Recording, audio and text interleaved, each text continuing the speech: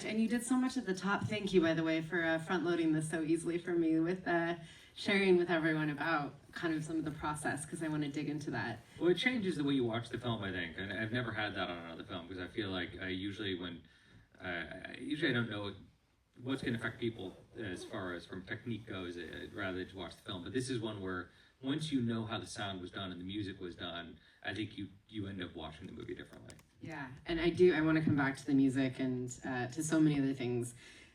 Congratulations, first of all. This is just such a beautifully propulsive film that is full of joy, and the script is whip smart. Thank you. I'd like to talk a little bit about the script, because you write a lot of your work, and there's so many zingers. There's some wonderful lines in Juno that I wish I could think of, usually when I'm in the middle of conflict. There's some great lines in, the monologues in Thank You for Smoking, and there's some great dialogue in The Front Runner. This has so many innuendos. Everybody is dropping just like single phrase bombs, and they're moving quickly. You can't even pick up on half the humor and the wit. And so your writing is just so assured, and you take us on such an unexpected journey, and it elicits kind of the best out of your crew and your cast. And so I'm just curious, talk about knowing that, because there's a deep DNA here for you in terms of your connection to Saturday Night, which you alluded. You've written for the show. Your father was in similar circles as Lorne Michael in Toronto. You had your specific favorite version of Will Ferrell's cast on SNL. But you and Gil Keenan, your writing partner, who you did Afterlife and Ghostbusters Frozen Dream with, talk about how you sat down and started to map this out on the page, both from a creative perspective of storytelling and also from a humor perspective. Well, it was a few things. And, the first thing from a writing point of view is, one, we had to do the research, where my previous movies are all adapted from books, or they were written by Diablo Cody. Thank God. We think about the people that you were lucky enough to meet in your life, the fact that I got to meet Diablo, and then we made 4 movies actually together. But on this one, we interviewed every living person we could find that was in the building that night. So that's Lorne, that's Dick Ebersol, that's Rosie Schuster, that's every writer, every actor, and then beyond that, as many crew people as we could find. So the production designer, the art director, the costume designer, members of the band, NBC pages, like literally anyone could give us a taste of what it felt like to be there in the weeks leading up and on the night of.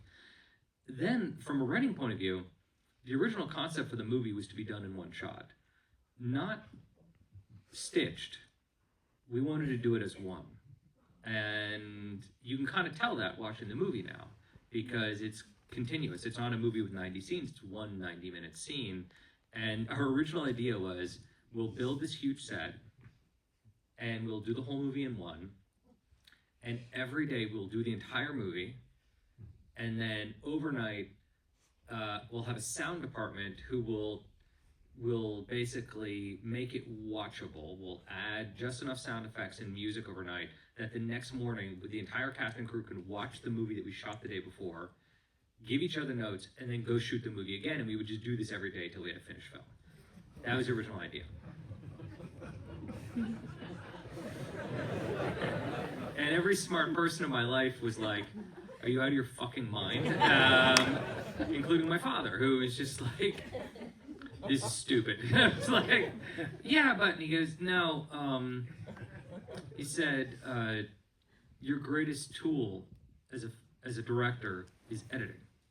And you are relinquishing your greatest tool, your greatest storytelling tool. And I finally came around to, all right, I'm not going to do it that way, but the die had already been cast, that this was at least what it should feel like. And as a result, the movie is geographical. And what I mean by that is, normally when you write a film, you're following the story arc of a character, and you are thinking about where the character is going to go emotionally, and they're going to hit these bullet points along the way, and that could be in time and space and all of that. But this is a movie where you're following a character geographically. He's starting on 50th Street. He's going to go through a lobby, get into an elevator, go up to the 8th floor, go down a hallway, go into the control room, go into the stage, go up the stairs, and eventually you are going to wind up at a camera pushing in on Chevy Chase saying, live from New York, it's Saturday night. But the whole journey has to follow one geographical line, and every piece of storytelling has to follow that geographical line. We're not just going to cut to new places. We're always going to be following the character. And so as a writer, what you're thinking of is, all right, we have 30 characters whose arcs we're following, not just one or two. And somehow we have to check in with all those characters in movement through these locations as characters are moving. And so that became the trickiest part, is knowing, all right, we have to check in with each character at least 5 times during the movie and have their arc progress. But that arc, they may just bump into your main character mid-hallway, mid-stairway, or anything like that. So it's like we built this tree and then we decorated the tree. And you did that for all 80 speaking parts 5 times within the film? It's sometimes in very subtle ways, but it's the kind of thing where, Tom Davis and Al Franken, who are not one of the main 5 or even one of the main 10 characters in this film, but we know who they are. We clearly know who Al Franken is now. He's part of the inception of the show. He came up with the Julia Childs bit. So you may not know the Julia Childs sketch, you maybe you grew up after that era, but like it's planted from the very first time you meet those characters, and that arc goes through the whole thing. And also the essence of each character. It was really important to us that this is not be impersonations. Like the version of Dan Aykroyd shouldn't be a Saturday Night Live impersonation of Dan Aykroyd or of Chevy Chase or Gilda Radner. So it became a question of, all right, who were these people on opening night? So for Chevy Chase, this was an ego that needed to be humbled. For Garrett Morris, this was like a person searching for his identity. For Gilda, it was that well of unending empathy and the ability to kind of see the world from the outside, even though no one else could. And once we knew what each one of those kind of essential storylines was, now we can kind of like plot that, but still you're plotting it along geography. I mean, I want to come back to the set construction because it's just so amazing fun. and insane. Yeah. But since you've taken us into casting, I think it's so brilliant that you decided to like not go, because I think that's what everyone's kind of waiting for when the film opens is like, are you going to tackle the humor head on? Are we going to go right into a comedy bit? Or are you going to come at it from the side? It's a thriller. It's not a comedy. Yeah, but with lots of humorous moments. And yeah. You're not trying to be Saturday Night. You're showing us how we get to Saturday Night. Yeah.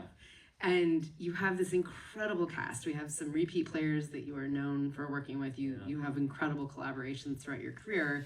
J.K. Simmons, obviously, seeing Willem Dafoe, and Cooper Hoffman is just amazing. He's amazing, isn't he? Yeah. So incredible. Yeah. And all these, so many people I could talk about, but the cast, the people that play Lamorne Morris and John Belushi and Chevy Chase, as you just mentioned, Gilda Radner and Jane Curtin, and there's so many, obviously Lorne Michaels.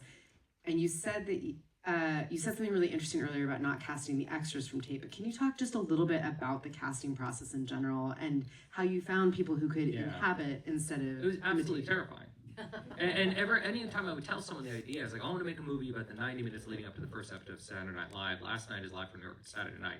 People go, great idea. Impossible to cast. Who are you going to get to play these icons? And fortunately, I was working with a casting director named John Papsadera, who I've been working with for a decade, who does all of Chris Nolan's films, and he's particularly great at doing these large ensembles and discovering actors. Our first movie together was called Men, Women, and Children, and that was a movie where we were trying to cast a character, and he goes, I want to introduce you to a young actor. He's never done a movie, but I think he's pretty great. His name's Timothy Chalamet, and that was his first film. So this is one of his great gifts, is discovering people. And once we keyed into that idea of, it's the essence of who they were that night, not an all-encompassing impersonation of what we remember from them, which is tricky because, some of them I've known a long time. Dan Aykroyd I've known since I was a kid. The last movie I directed, I was directing the actual Dan Aykroyd. Now I'm directing Dylan O'Brien playing a 23-year-old Dan Aykroyd, and you have to kind of just forget all those things that you know from the last 50 years of their career. But some of them came easy. Lamorne Morris came in for Garrett Morris, no relation, and was like extraordinary right out of the gate. It was like, all right, that's him. And then yet Dan Aykroyd was almost impossible. It felt like it took us a year to cast that role. And finally Dylan O'Brien, who I was less familiar with, came in, and it was just, it was lights out. It was so good. He's so great. And I've heard, maybe this has changed, but I heard that Dan hadn't seen the film, but when he heard that Dylan had been cast, he said, well, I'm glad he's working. Oh, yeah. Well, that's Dan Aykroyd. That's Dan's brain. He doesn't mean anything insulting by that. That's just how his brain works. He's like, I'm glad the young man got a job. I'm like, okay. As opposed to Chevy, who, after he watched the movie, came up to me, pat me on the shoulder, and said, well, you should be embarrassed. Thanks, Chevy. I've known you since I was 5. I mean, it's so incredible too that like there are photos of you with all of these individuals. Like you were on the set of, oh my gosh, the movie just went right out of my head. Your dad's film when you were 5 days old. Animal House. Animal House. Animal House. You were. I was actually 12 days old. 12 days old. On the set of Animal House, which is mind-boggling now. But I did. I grew up around them, and so to a certain extent, I guess I knew that they were human beings. I didn't just think of them as people on TV or in film, but even still, I wasn't alive in 1975. So for me, this is still kind of I'm trying to imagine what they were going through that night, and all I would keep coming back to was this idea of what it's like when you're moments before creating anything, and that's an idea I've always been interested in. Is if you were on the set of Jaws, do you know there's a masterpiece in the making, or are you like, oh, I'm on the set of this shark movie, right? And or if you were in the room with the Beatles, do you know something extraordinary is happening, or does it feel like, oh, I'm in a session, these guys, they're playing, and I've always wondered, do you know when magic is happening right in front of you? And when asked at dinner parties if you could go to any point in history, where would you go? And I would often think, oh, I would want to be there for the birth of Saturday Night Live. Like, I want to know what it was like. I'm so glad that that's where you wanted to go, because now we get this. I had heard, is it Jane Curtin that said that the one request that she asked of you is to make sure you showed that they had fun? Because they had a great time making this. Yeah, and I mean, that's the thing that he would always say, is that it felt like seniors in high school who had snuck into the high school at midnight on a Saturday. That's what it felt like when they were roaming around Rockefeller Center. Because it's a giant office building. And they were kids. They were actual kids. Like, Lorne was a grown-up and he was 29. And Lorraine was 21 years old. Al Franken and Tom Davis were 21 years old. Dan was 23. Gilda and John were 26 years old. They just don't feel like that in my head, but that's how young they were. And so they were having a good time, and they were fucking around. And you capture that joie de vivre, and I want to come back to that about the feeling of impulsiveness that you have, considering how carefully calibrated all of this was. But I want to go back first to the set, if that's okay. Sure. Because you built a replica of 8H, and it was a 360 set with lights and mics built in. You mentioned at the top that there were 58 mics, 80? There was days where he had up to 58 mics going simultaneously. Okay. The set was interesting in that. So we wanted to create a living, breathing, immersive environment. So when the actors showed up, they were just there, and that the camera could go and turn in any direction, and we were always in it. And in order to achieve that, we needed to basically do this as though we were doing a musical, where months in advance we're choreographing all the movement and building the set and building the light plot so that everything could be built in. But to build every light in and hide every cable behind the wall, you have to know where every landing position is, right? You can't set the lights unless you know where the actors are going to be. So we had to set all the landing positions of the actors in advance so that we could set all the lights. And then when the actors would come, I would tell them, I was like, all right, you have to be here, here, here, and here. Like, this is where you have to hit in this scene. The world is going to be revolving around you. The extras already know what they're doing. I cast all the extras in advance. I rehearsed with the extras in advance and plotted out all the movement. So then the actors could come in and it would be just living and breathing around them. My favorite quote was Willem Dafoe, who he came and for a whole day he just sat in the audience area and just watched us shoot, which really freaked out the young cast. They would just keep on coming to me. They're like, I don't know how to do this while Willem Dafoe is just like watching us. And at the end of the day, I went over to Willem and I was like, hey, you having a good time? And he goes, you know what I like about your movie? No edge of frame. I don't know what the fuck you're shooting. Because that's what it felt like when you were there. If you watched it, There is no edge of frame. There is no offset. Once you're in it, and the camera goes everywhere. We shot it in 16 mil, and the camera was on a matrix head so that the operator could operate it from across the stage. And then the dolly grip was using the smallest peewee, dolly we could find, and he would just do these extraordinary, intricate moves, and they could get through any doorway and go anywhere. I mean, it's a series of wonders. It's incredible. The choreography is amazing. I'd love to hear a little bit about, because you just talked about how you shot on 16 millimeter. There's like a graininess and a warmth to the entire film, but there's also this sense of discovery throughout. And so it's incredible to me. And I'd just love to hear more about like the visual language, but also your creative process of making it feel as if it has just happened, even though it is so carefully orchestrated. Well, the thing that, my cinematographer, Eric Steelberg, and I would talk about is that we want this to feel like a document from 1975. And that was one of the reasons we shot 16 mil. We thought, all right, as far as how that stock looks today, a 16 millimeter stock today looks like a 35 millimeter stock from the mid 70s as far as its grain structure and level of quality. So was that an argument? You're like, let's go. You're an ILM, bro. You can't just throw that shit around. We'll take questions in a minute. Yeah. I can't wait for these questions. And that's the films that we were studying. The films that we were looking at. I'm a huge fan of Michael Ritchie. Michael Ritchie's first three films were Downhill Racer, The Candidate, and Smile. And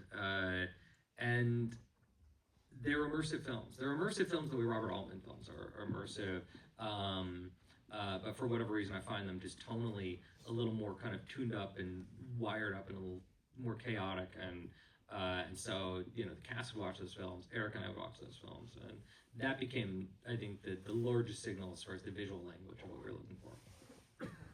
And then in terms of, so now you've done the script geographically, you have this beautiful 2-story set, you have every mark mapped out, you've got a series of wonders, you're rehearsing, you're shooting, you're getting feedback from the cast the next day, you're shooting again, you're mixing live. We haven't talked about the music yet, but how did you create a sense of, why can't I find the adjective? But like impulsiveness almost. So yeah. It's so funny. Like I feel like my job is to make people feel safe. Like I think that's actually the primary. Like as a writer, my job is to write, but as a director, my job is to make people feel safe. If they feel safe, they're willing to try anything. They're willing to suggest any idea. And it's something that my cinematographer does that I love, which is he tells his crew, his whole camera crew, down to the loader, every day, read the sides every morning. I always want you to know what story we're telling. Your job isn't to load a mag. Your job is to be a storyteller, and you never know where the best idea is going to come from. And that's been really true for me. My crew, I'm really good friends with my crew, and not only in my film life, but in my real life. And when we make movies together, it's this family that comes together, and we get to tell stories. I've known a lot of Eric, my DP, I've known since we were 15. But like Steve, my sound mixer, I was telling you before, yeah, we've known each other since our mid-20s. And so our job is to plan as much as humanly possible in advance so that by the time the actors show up, everything is safe. Every choice has been made. They come into a complete storytelling idea, and then they can be free in there. So what I tell my actors is know your lines and don't do any other research. I cast you because you already know how to do this, and I promise I'm not going to let you fall.